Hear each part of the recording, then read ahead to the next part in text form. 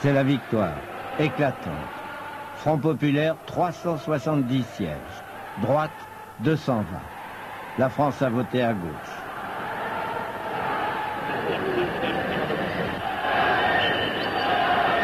Pourtant, le déplacement de voix est infime, 1,3%. Mais les désistements au second tour ont fait gagner 40 sièges de plus au Front populaire. L'unité a payé. Le peuple de gauche fête joyeusement sa victoire. Que chante Jacques Prévert? Avez-vous des nouvelles? Des nouvelles de quoi? Des nouvelles du monde. Il paraît qu'il va changer. Tous les jours, on pourra manger.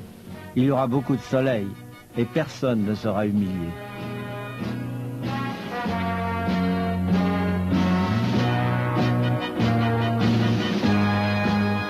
Bientôt, le peuple aura son gouvernement. Bientôt, non.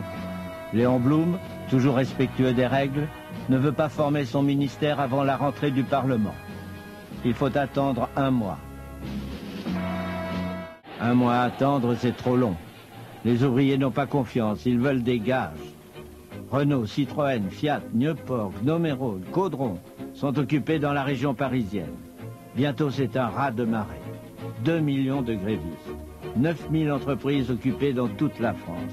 Les partis et les syndicats sont débordés. La droite accuse les communistes accusent les trotskistes. Pendant ce temps, les ouvriers, eux, s'organisent.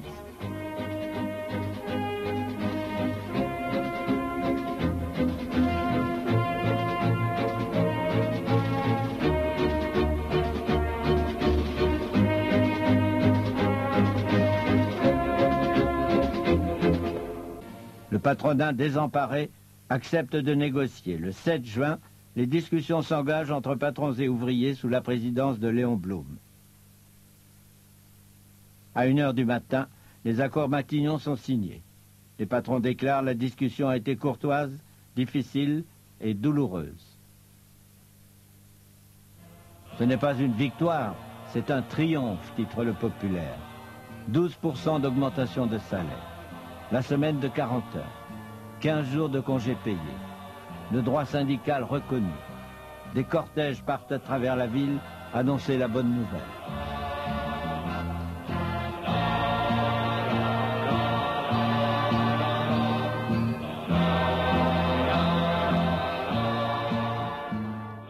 Après la fête des grèves, c'est la fête des congés payés. Ceux qui n'ont pas vécu avant 1936 ne pourront jamais comprendre ce que fut ce premier départ en vacances.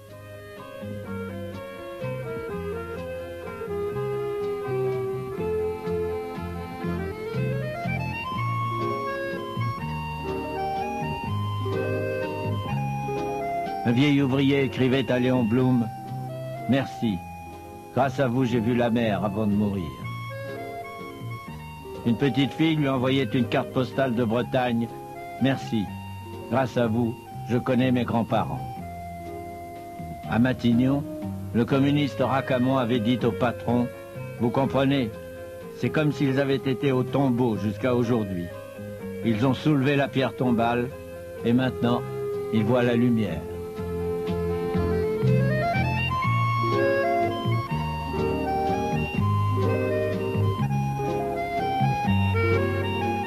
Des familles qui habitaient Saint-Denis rêvaient depuis des années d'aller voir la Marne à Joinville. Pour elles, c'était l'autre bout du monde.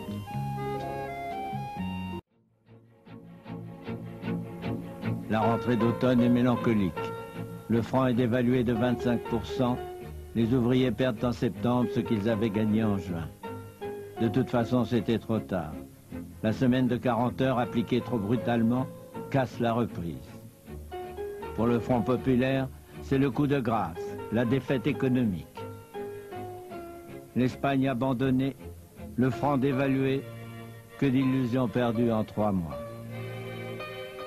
Ils vont tous se retrouver une dernière fois pour l'enterrement de Roger Salengro, le ministre socialiste de l'Intérieur.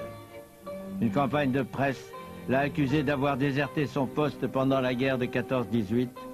Ses nerfs ont lâché, il s'est suicidé. Ce sont leurs illusions qu'ils enterrent ce jour-là. Avant 1 an, Thorez traitera Léon Blum d'assassin de la classe ouvrière. Avant 2 ans, Daladier jettera les communistes en prison. Avant 4 ans, la Chambre du Front populaire votera à Vichy les pleins pouvoirs à Pétain.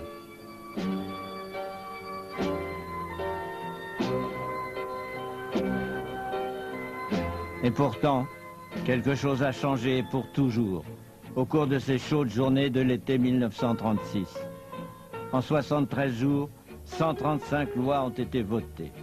Elles n'ont pas changé la société, les patrons sont toujours les patrons, les ouvriers sont toujours les ouvriers, mais elles ont transformé la condition des travailleurs. Jadis, ils n'avaient que des devoirs. Depuis juin 1936, ils ont aussi des droits.